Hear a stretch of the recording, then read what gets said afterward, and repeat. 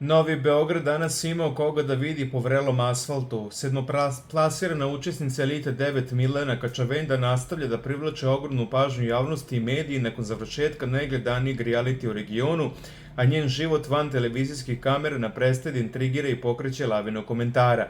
Ekipa paparaca Pink RS uslikala je Milenu na Novom Beogradu, a društvo je pravio bivši učesnik 7. sezone Elite Nemanja Gačić, dečko koji je nekada žario i palio Belom kućom. Dvojac je privukao poglede prolaznika kada su se sastali, a potom je uputili u zajedničku vožnju na njegovom moćnom dvotočkašu. Iako su mnogi odmah počeli sa spekulacijama i nagađanjima o kakvom se tačno odnosu radi, s obzirom na to da su oboje poznati kao vrlo živopisni akteri reality scene, ostaje da se vidi da li je reč o novom prijateljstvu skrojenom u gradskim kuloarima ili pak o nečemu više.